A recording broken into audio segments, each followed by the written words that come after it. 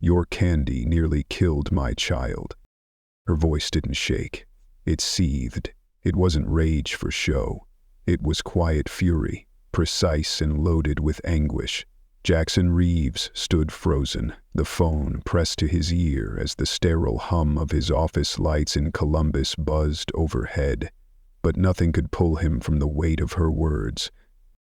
"My daughter's been in remission for 3 months," she said, every syllable heavy with the burden of fragility. "We finally took her out to celebrate. Just a simple family dinner. I let her pick a treat afterward. She wanted your lemon chews, the ones with the smiling fruit on the front." A sharp inhale cracked through the line. Her throat closed up. "We called 911. They barely got there in time." Jackson didn't respond. He couldn't. His tongue felt like lead, his lungs like ice. Somewhere deep in the silence, guilt twisted into his gut like a screw. "I opened the bag afterward," she continued. They were stuck together. "Leaking. Smelled like vinegar and glue. What kind of company lets that go to market?" Then, nothing. No demand for a refund, no lawsuit, just silence. Just a mother whose trust had been shattered. And a CEO left staring at a nightmare of his own making. On his desk sat the culprit, a half-opened bag of those very lemon chews. The packaging sagged with internal pressure, creased and greasy. Jackson lifted it with trembling fingers, angling it under the light. Inside, the candy had mutated, no longer crisp, bright morsels, but gelatinous lumps, fused together like rotting pulp. He tore the bag open, brought it to his nose, and recoiled. Not sweet, not even sour. A chemical sting clawed at his sinuses. Something had gone deeply, disgustingly wrong. 15 years ago, this would have been unthinkable. Back then, it was just Jackson and his brother Adam, 2 dreamers in a makeshift candy lab behind their grandmother's farmhouse in rural Ohio. They had nothing but second-hand tools, a camping stove, and stubborn faith. The lemon chews had been their first breakthrough. Bright, clean, joyfully tart. That tiny burst of citrus got them their first vendor, a beat-up gas station just off I-7. The orders had never stopped. Now Jackson was CEO of Sweet Bridge Confections, presiding over 15 factories scattered across the Midwest, with national distribution and hundreds of employees. The empire was real, but the soul, somewhere along the way, it had gotten lost. Over the past year, the cracks had begun to show. A melted mango twist here, a mislabeled peach pack there, then a full run of apple rings in the wrong color. His operations team flagged every anomaly, filed the reports, ran diagnostics, but none of it added up. None of it felt real. It was like staring at an X-ray with no bones. Jackson didn't want dashboards or PowerPoint decks. He didn't need another quarterly overview. He needed to feel it, smell it, see it. "I want eyes on the floor," he told his assistant the next morning. "No more sanitized reports. I need the truth. With my own damn eyes." He didn't want to tour the works factory for optics. He didn't want to fix a PR problem. He wanted the place where mistakes could slip through the cracks. Quietly. Consistent. Facility 9 fit perfectly. It was tucked just outside Newark, Ohio. Mid-sized, forgettable, and dangerously quiet, the kind of plant where complacency could sink in like mold. By Friday, his disguise was ready. He shaved the beard, trimmed the silvering hair, traded his custom suits for coarse jeans steel-to boots and a neon vest stitched with Doug H. Contacts replaced his glasses. No one at Facility 9 had met him. Most of the staff were new or temp workers cycling in from agencies. His face wasn't famous, not anymore. His regional manager, Greg Callahan, handled the setup. "You'll be on the packaging line," Greg said. "They're short-staffed. Just another guy from Ohio." Jackson nodded. No speeches, no briefings, just the hum of a line, the weight of his own two hands, and whatever truths waited to be uncovered. That night, he lingered in his home office, staring at a dusty photo pinned to the wall. He and Adam, both grinning like kids, standing over their first finished batch of lemon chews. Their aprons were dusted with cornstarch, their eyes bright with belief.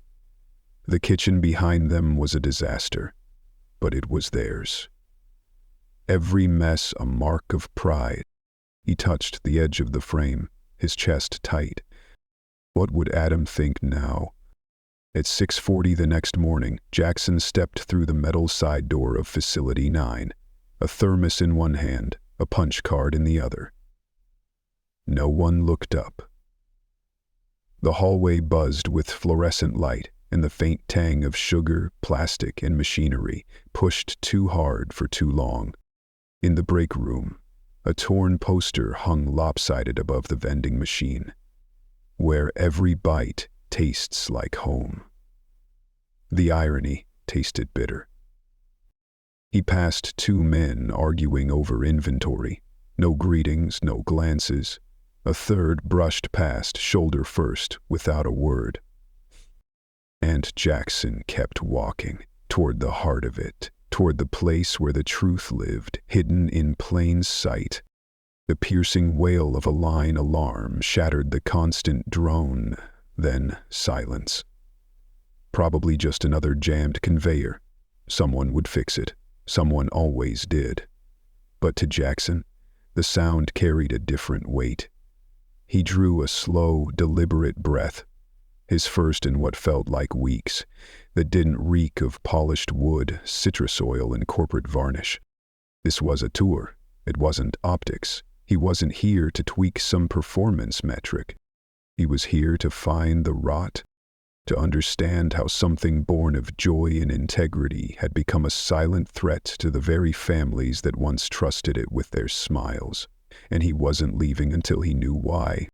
Facility 9, behind its colorful murals and sugar-coated slogans, felt brittle the moment he stepped onto the production floor. The illusion cracked under the first wave of noise, conveyor belts screeching like strained metal, packaging arms thumping in mechanical rhythm, fans groaning against heat that shouldn't have existed. The air stung, synthetic fruit and melting plastic clinging to each breath like regret. Everything moved too fast, too loud, too frenzied. "Doug," the voice snapped like a whip. He turned. A woman, mid-40s, compact and sharp-edged, stormed past him, clipboard in hand. Her boots were worn to the steel, her brown hair pulled back like she had no time for loose strands. "You're the temp?" "Yes, ma'am." "I'm Cheryl. I run this floor. Don't touch anything unless I tell you. Don't slow the line. Don't wander. Got it?" "Got it." She was already moving. Jackson followed. They passed stacks of candy wrapped so tightly the seams bulged, rows of machines pumping like overworked lungs, and workers locked in a trance of repetition. Hands blurred. Eyes didn't blink. There was no rhythm here, only pressure. She stopped beside a scent relay and pointed without looking. "You're on wrap inspection." Torn wrappers, leaking chews, soft texture, red bin. Everything else goes in the tray. "Fill one, slide it down. Don't stop." He nodded, but the pace hit like a truck. Pink, yellow, orange, green wrappers flew by, colors blending into a fevered dream. He fumbled his first tray, clanging a bin with a hollow echo. No one reacted. No mockery, no pause, just endless motion. A tall woman next to him, cropped hair and patient eyes, steadied the tray with one hand. "First day?" she murmured, barely audible. Yeah. Bit of a mess. Huh? You'll catch on. Just don't let Cheryl catch you slipping." "I'm Doug." "Annie." She turned back to her task, efficient and quiet. No frills, just survival. Hours passed like a slow collapse. Jackson began to absorb the rhythm, not just of the machines, but of the silence. A mechanical chirp when bins filled, the scrape of sneakers, the pulse of something unspoken. No one took breaks. Water bottles sat untouched. Near one belt motor, a sticky puddle had formed, left to harden into a gluey film. A tray of lemon chews, clearly malformed and half-melted, rolled by. Danny swept it into the red bin without blinking. Cheryl, 15 feet away, saw it, watched it, and looked away. Later, a full reject bin sat idle. No disposal team came. Cheryl herself rolled it away, silent and swift, through a side door. No tag, no tracking, just gone. 10 minutes later she returned, bin empty. By lunch, Jackson's shirt clung to him with sweat. The scent of sugar and motor oil fused to his skin. He followed Danny and a younger worker to the break room. The kid, maybe 20, wore a hoodie under his uniform, smelled faintly of caramel, and introduced himself as Louis. "You're on Cheryl's line," Louis asked, mid-bite of a microwaved burrito. "Just started." Louis nodded slowly. "You'll see. People keep quiet. That's how you last." Jackson raised an eyebrow. "Feels like everyone's on edge." Louis shrugged. "We've been short for a month.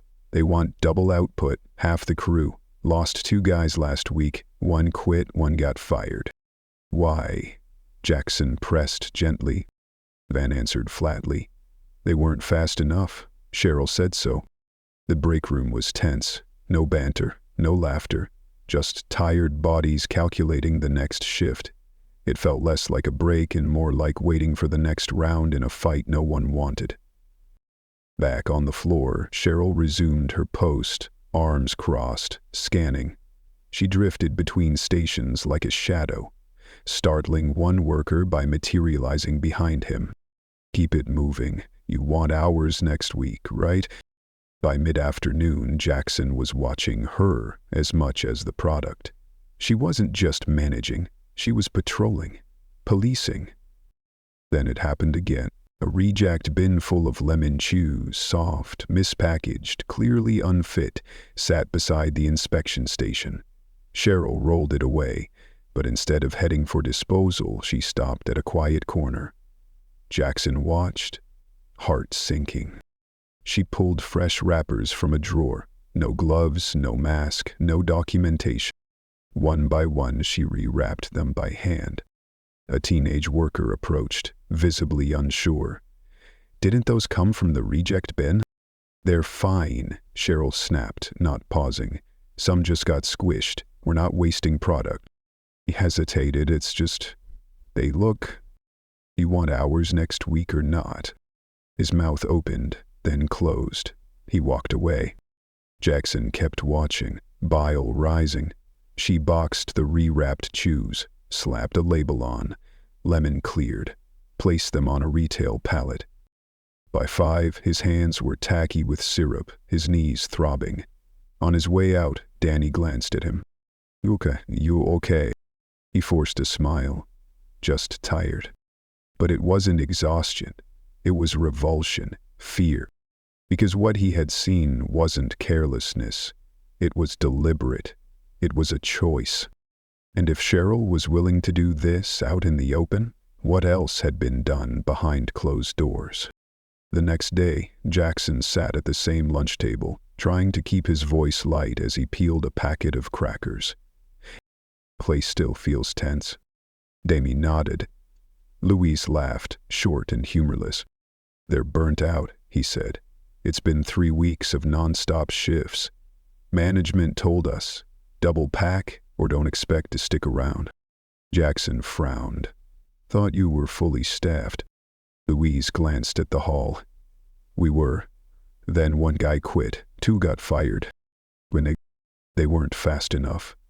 Danny said again, like it was scripture. Back on the floor, Cheryl prowled, not just looking for flaws in product, but flaws in people, If someone slowed, hesitated, wiped sweat from their brow, she was there. Keep the pace, this line doesn't wait. No one protested. Not once. As if they already knew where resistance led. By mid-afternoon, Jackson saw it again. Another bin of rejected lemon chews, this one sagging with gooey product. Cheryl wheeled it to the same table, same routine, unwrapped, bare hands, repackaged, reboxed, labeled retail. A kid, maybe 17, approached. Didn't those come from the reject bin? They're fine, Cheryl said, sharp and cold. Well, you want your hours or not?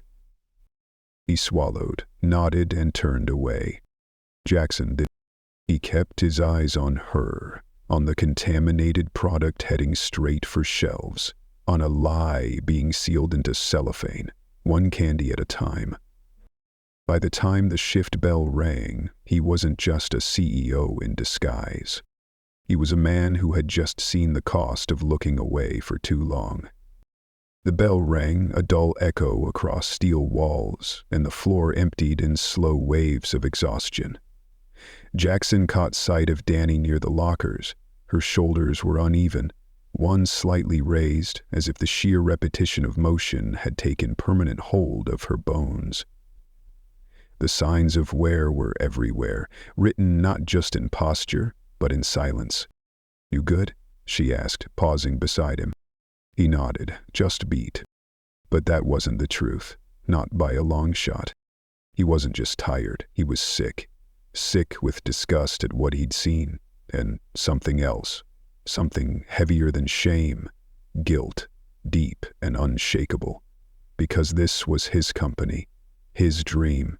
He and Adam had built Sweetbridge with nothing but optimism, sugar, and stovetop science.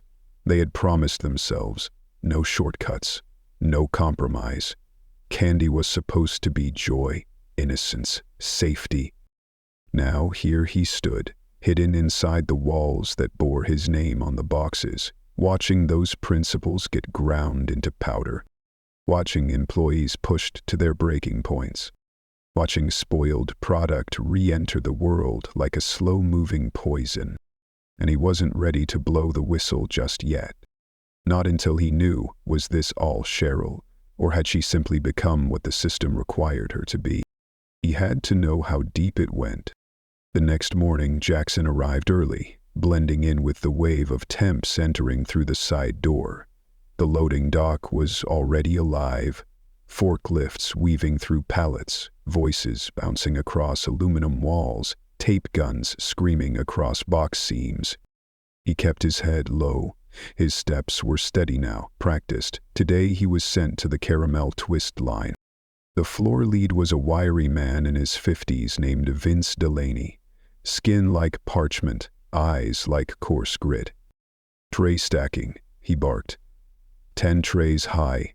Rack 'em. Rack 'em. Don't short stack." Jackson nodded and got to work. This line was harder, more lifting, more twisting. Within 20 minutes, sweat ran down his spine. But it wasn't the labor that got to him. It was the atmosphere. It was too quiet. No chatter, no banter, just the monotonous scrape of trays and the breathless rhythm of submission. "That's 9, Doug," Vince called without glancing. "I need 10. Flat, not angry, just done. Like he'd stopped believing in being listened to long ago. Jackson bent, added the 10th tray, and shifted it to the rack. That's when he saw her. A woman, maybe 22, worked 2 stations down. Her wrist was tightly gauzed, held awkwardly close to her body. She labored one-handed, lifting, adjusting, setting trays. She couldn't keep pace. Every few minutes, she dropped one. Vince looked, then looked away. "Keep your pace, Jasmine," he said. "No special treatment." Jackson snapped toward him. "She's hurt." Vince finally met his gaze. "She can walk. She's clocked in. That means she works. You want her spot?" Jasmine didn't lift her eyes, just wiped her brow with her good hand and kept moving. Jackson's jaw tensed. During the break, he found her at the vending machines. "What happened to your wrist?" he asked. "Strained it last week," she said quietly. "Machine jammed. I reached in. Didn't shut it down right." "You report it?" She looked down. "Tried. Cheryl said if it's not broken, it's not worth the paperwork. Told me I'd get more shifts if I kept quiet." Jackson didn't respond. Then, softly, "That's not right." Jasmine gave a hollow chuckle, bitter and bruised. "You're new. Give it time." He walked back onto the floor with fists curled tight. This wasn't a fluke. This wasn't one bad manager. This was culture, corrupted, normalized. He started watching differently, like a man searching for proof he already feared was there. On the caramel line, he began to notice tiny punctures on wrappers. When he lifted one and broke it in half, it snapped like chalk. Inside, the candy was dry, cracked, dead. He handed it to Vince. "This one's off." Vince shrugged, still within spec. "If it's not leaking, it goes. It's got 4 months left on the label. It won't make 6 weeks. Vince turned away. At lunch, Jackson sat beside an older man with grease-stained fingers and a maintenance badge. "Name's Rick," he said, taking half the sandwich Jackson offered. "You've been here a while? Long enough to know what duct tape can't fix." Rick chewed slowly. "You're lucky you're in packaging. I get called to the same motor every other day. Lane 6. Told them last year it needed replacing. They said to patch it with insulation tape. Budget, you know. Do they know it's still jamming?" Rick gave a look. "Corporate doesn't come here. You're the first new face I've seen in months." Jackson nodded and finished his sandwich in silence. That afternoon, he found an excuse to check the back room, moving casually, like a man looking for a mop. What he found instead made his stomach drop. A row of boxes, each stamped QC Hold, but filled with horrors. Melted globs, miscolored batches, misshapen candies with visible mold. Real mold. Not just defects, contamination. He crouched, lifted a bag, snapped a photo with the flip phone he'd been issued. Then another. Then another. One box bore a label, scheduled for repack, approved by shift supervision. Same phrasing as the lemon chews Cheryl had rewrapped. This wasn't improvisation. His policy. By late afternoon, he was rotated to the fruit chew line. The supervisor, lanky and twitchy, introduced himself as Kyle. "Your dog right," Cheryl said, "to show you how we do the wrap checks." Jackson followed, listening carefully. Kyle explained the jam sensors, the bin process. "They jam sometimes," Kyle said, rubbing his neck. "Don't report it unless it backs up more than 5 feet. Jackson frowned. "Shouldn't we shut it down if it jams?" Kyle shrugged. "That's what the manual says, but Cheryl says we lose too much time. Just keep it moving." Jackson's voice was neutral. "Anyone ever get hurt?" "Not yet," Kyle said, but he didn't sound sure. The rest of the shift, Jackson worked beside him. Kyle was jittery, glancing at the clock, overcorrecting. He knew the rules. He also knew the cost of following them. At the end of the day, Cheryl gathered the team near the loading dock. Her voice rang off the metal walls like a commandment. "Listen up. Tomorrow we've got a surprise audit. Corporate, vendor, I don't care who. Keep your head down, production up, and your mouth shut. Got it?" Silence. I said, "Got it." A few muttered responses. Yes. Jackson stood still, studying her. Not just the words, but the way she looked through people. The way no one looked back. This wasn't bad management. This was engineered fear. He peeled off his vest, sat on the bench, and let his aching back rest. His hands were sticky. The air tasted like spoiled fruit. Danny walked past, rubbing her shoulder. "You look like you've seen something." He paused, met her eyes. "I have." She held his gaze. You gonna quit? He shook his head. No, I don't think I can walk away. She nodded once, then disappeared through the door. He waited until the floor cleared, then stepped outside into the night, the weight of truth pressing into his chest like a stone. He pulled out the flip phone and dialed. Greg, I need you here first thing, quiet, no warning, and bring HR. The next morning the factory hummed differently. It wasn't just the buzz of machines, it was tension, palpable, thick. Rumors had spread. Someone from corporate might be coming, no one knew who, no one knew when. But everyone worked faster, straighter. Their faces were masks of effort and fear. Jackson walked in with the early shift. Still Doug, still invisible. Assigned now to labeling. But not for long. Everything was about to change. From his position at the far corner of the production floor, Jackson had an unbroken view. Both packaging lines, the QC station, and the glass-paneled supervisor's office that would soon become the stage for something long overdue. Greg was scheduled to arrive mid-morning, slipping in through the side entrance with Sarah Greer, the company's senior HR manager. Jackson had chosen her for this moment for one reason. She was the kind of calm that didn't flinch when truth hit hard. The plan was simple: wait, watch, confirm. No rash moves. Jackson didn't want speculation. He wanted the system to show its rot with its own hands. Next to him, the labeling machine sputtered again. Crooked, faded print. Every few minutes, someone would nudge the roller back into place and keep things going. No service call, no fault log. Printhead's dying, muttered the man beside him, tapping it like a stubborn TV remote. Been like that all week. What happens when it gives out completely? Jackson asked. They'll switch to stick-ons, slower. But Cheryl'd rather do that than shut down. She doesn't like idle hands. Jackson gave a slow nod, sweeping the floor with his gaze. Cheryl wasn't at her usual post. He spotted her in the break room instead, standing by the coffee machine. Across from her, a petite girl in her early 20s with dark eyes and a zippered jacket stood stiffly, arms folded like armor.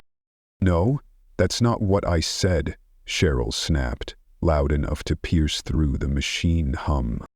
You misunderstood me. I told you not to wear that jacket, it's filthy. The girl didn't flinch. It's the only one I have. Then borrow one. Or don't wear it at all. You're on the floor, not the street. Image matters. Jackson moved closer, slow and deliberate, keeping behind a wall of sealed trays.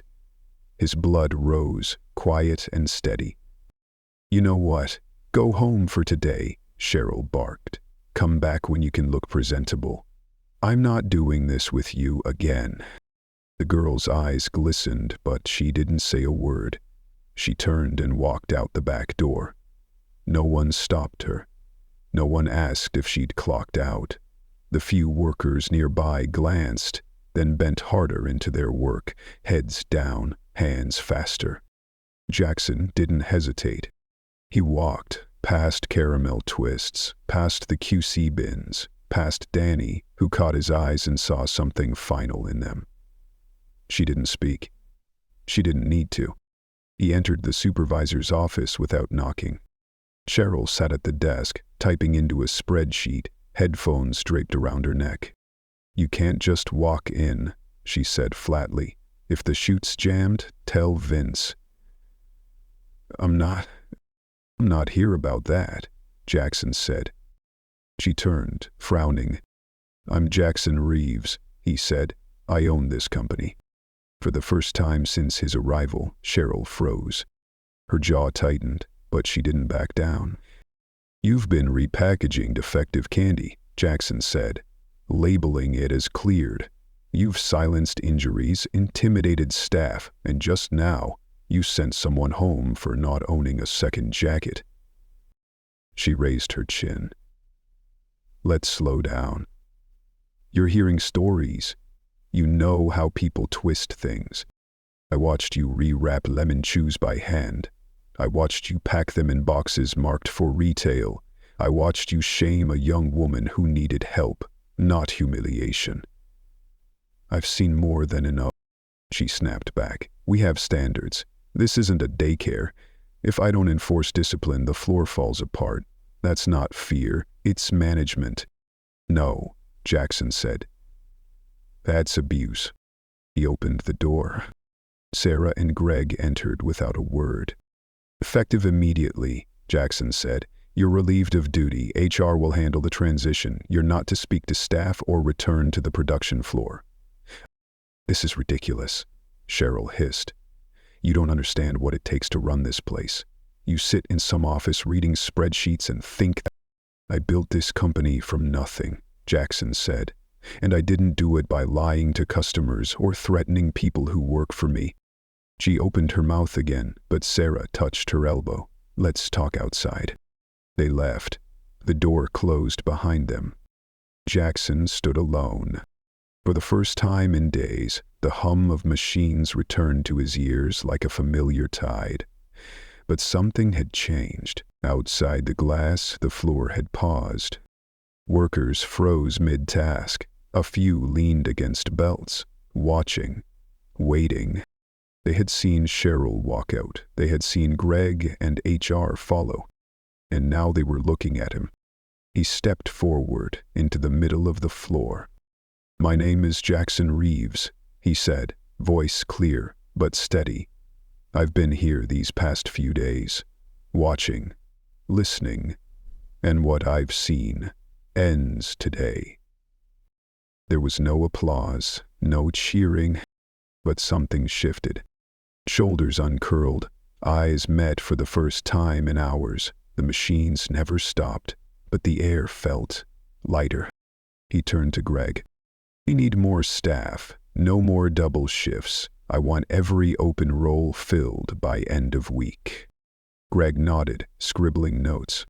And I want a full audit of every repackaged product in the last 60 days. Anything that shouldn't have shipped, we recall, quietly or publicly, but we fix it. Greg again nodded, firmer this time. Jackson looked to Sarah. Mandatory safety retraining, this week. Paid hours, no exceptions. She checked her tablet. We'll start drafting schedules. Then Jackson's eyes landed on Jasmine. Still on the line, wrist bound in cloth and tape, but still working. You're getting medical care, Jackson said. Company paid, and leave, until your doctor clears you. Jasmine blinked, stunned. The woman who was sent home earlier, he added, voice rising. We'll be contacting her. That kind of treatment has no place in this company. Still no clapping, but heads nodded now, real ones. He turned again to Greg. Put Danny and Rick in oversight roles, temporary or permanent, we'll see. But this team needs leaders they trust. Greg motioned toward Sarah. Want me to run that by HR? Jackson shook his head. Just make it happen. Greg didn't argue. Jackson stayed on the floor that entire afternoon. No office, no truck, no calls. Just walking, watching, listening. The following Monday, Facility 9 was different. Greg had returned with 2 senior leads from Cincinnati and Dayton. Sarah had installed a compliance officer. Safety signs were updated. The repack table had been dismantled. Cheryl's office sat empty, her chair untouched. And it would stay that way. That morning, Jackson arrived early wearing jeans and a collared shirt. No vest, no alias. Some greeted him, some didn't. That was fine. Respect wasn't owed, it was earned. The Carmel line moved slower, but smoother. Vince was away in retraining. Danny ran the floor now. Twice the roller jammed. Twice she stopped the line, calm, confident. Jackson watched her flagged Rick. The older mechanic arrived with a trainee in tow. Print head gave out yesterday, Rick said, pulling it free. We've been labeling by hand since, Danny added. It'll be replaced by Thursday, Jackson said. I approved the order myself. This was what building a company meant. Not numbers, not charts, but people, and how you showed up when they were being failed. Jackson turned away from the machine and looked out across the floor. It wasn't fixed, not yet, but it was changing. And this time, he wasn't looking away. She glanced at him, then back at the machine. Her voice was soft, steady. "You're still showing up. It's still my company," Jackson replied, brushing dust off the sleeve of his shirt. "Some of us weren't sure you'd come back after blowing the lid off." "I didn't come here to perform," he said. "I came to fix something I let break." She nodded once, then stepped aside, letting Rick finish adjusting the settings. The silence that followed wasn't awkward. It was mutual understanding. Later that morning, Jackson found Jasmine in the break room, her wrist now supported by a proper medical brace. She sat alone, unwrapping a sandwich, composed but distant. She didn't avoid him, but she didn't reach out either. "You shouldn't be working yet," Jackson said gently. "Doctor cleared me for light duty," she replied. "Can't lift more than 10 pounds, but I can help train the new hires. You think you're ready to coach?" She looked toward the vending machines where 2 new workers fidgeted nervously, still unsure of their roles. "If they're not walking into this just to get yelled at." He smiled, nodding. "They're not." Jasmine leaned back slightly, her gaze locking on him. "I didn't think owners noticed things like that." "I didn't used to," Jackson admitted, "but I do now." That afternoon he walked the loading dock with Greg. Pallets rolled toward outbound trucks, each marked with a new verification tag, signed off by 2 team members. No repacks without signatures, no silence hiding shortcuts. "Danny's already flagged 3 batches for reseal," Greg said. "Seals were loose. She pulled them, replaced the product herself." "Good," Jackson said. "That's how it should always been." Greg nodded, then paused. "Want to talk about Cheryl?" "No appeal. None?" She walked out. "HR's closing the file today. And we're done." Jackson stopped just before the loading bay door. "What about the girl Cheryl sent home, Tina?" HR reached out. "She thought she'd been fired. She wasn't. She's coming back, first shift tomorrow." "Get her a jacket," Jackson said. "Make sure she has 3 to choose from." As the day wound down, Jackson climbed the catwalk stairs overlooking the entire floor. From that vantage point, everything was visible. Every line, every hand, every movement. He watched not the machines, but the flow between people. The caramel line was steady, not fast, but purposeful. The fruit chew line had been recalibrated and reassigned. The lemon line, once the hidden epicenter of rot, now sat idle, scrubbed clean, and awaiting a new start. Below, Danny moved through the floor with quiet command. Clipboard in hand, she checked stations, asked questions, and listened. People responded, not out of fear, but focus. At the far end, Rick was elbow deep in an old motor casing, walking a younger tech through diagnostics with the patience of a man who knew the value of time. There was no rushing, no barking, just skill passed forward. Jasmine stood between 2 new hires, demonstrating the wrapping technique. She corrected one gently, using her good hand to guide his grip. No yelling, no shame, just support. And this time, no one looked overworked. No one looked afraid. Greg appeared beside him, clipboard in hand. "Payroll still tight," he said. "We can't hire replacements for every line yet." "I'm not asking you to," Jackson replied. "But we don't run lean past safety. Not again. Stagger hiring, but don't sacrifice process." "Understood." Jackson stayed on the catwalk 10 minutes longer, arms crossed, just watching. The factory wasn't silent anymore.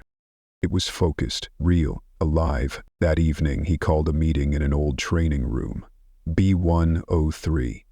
Dusty chairs, fluorescent lights flickering. No invitations were sent, no attendance sheets signed. But by 5:30, more than 30 people showed up. Jackson stood at the front. No slides, no titles. "I'm not here to give a speech," he began. No laughter, no eye rolls, but no one left. "I started this company in a garage with my brother. We didn't have systems, but we had one thing: we were honest. And we cared." He looked out at the faces, locking eyes with the very workers who had unknowingly shared the line with him days ago. "Somewhere along the line, I let reports and charts replace what really mattered. I believed that if the numbers looked good, the process must be working." He paused.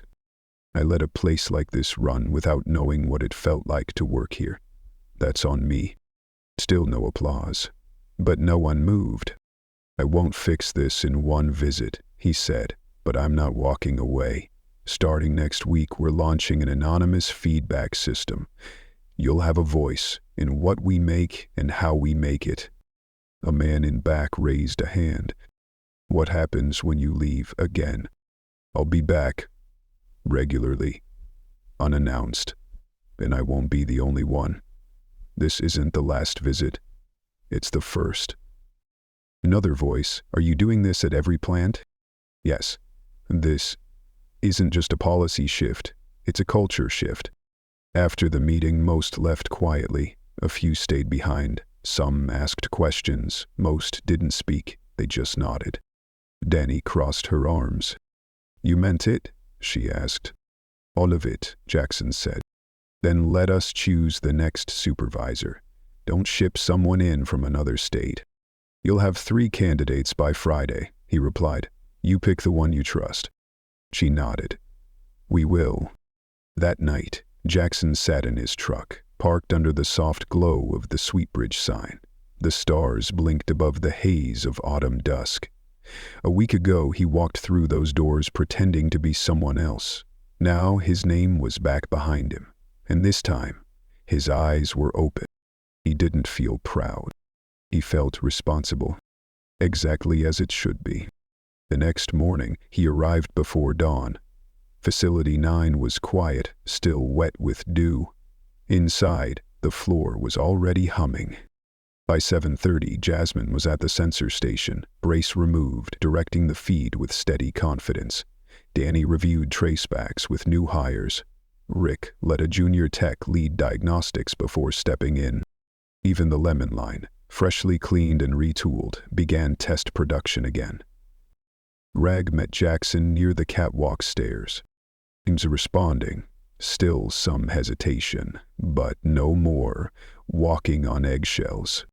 Pebble should have never had to. Payroll.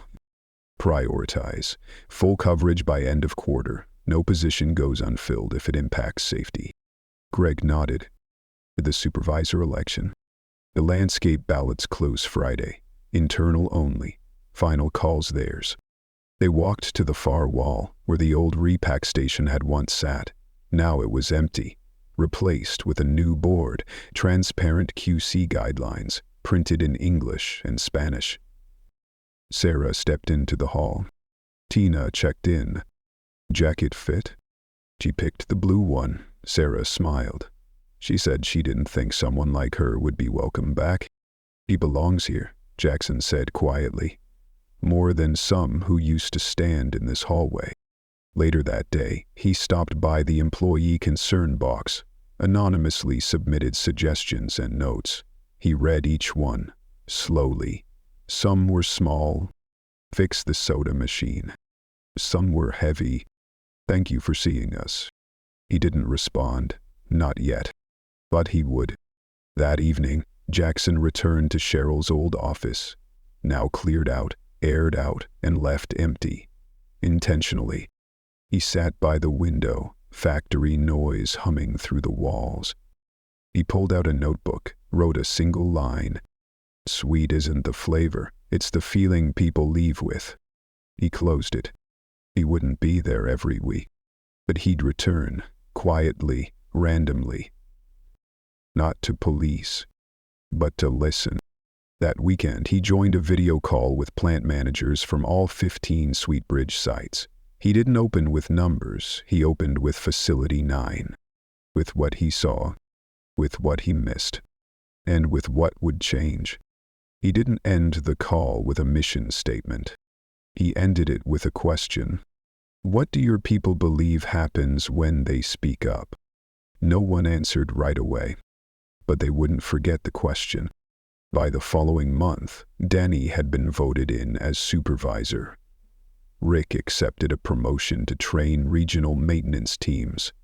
Jasmine joined a mentorship program for first-year hires.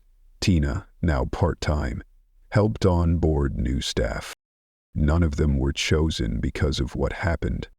They were recognized for who they had always been. Finally seen. Sweetbridge's losses that quarter from pulled product totaled just under $21,000, 0 cents.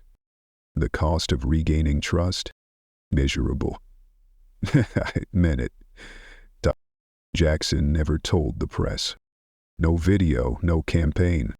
But a quiet line was added to the employee handbook, printed at the bottom of the values page. Quality is what we deliver. Integrity is who we are. No fanfare, no slogans. Just the truth. And for the people who made the candy, who packed it, sealed it, shipped it, truth was the one thing that finally stuck. Because they had lived the difference. And now, they were building something better.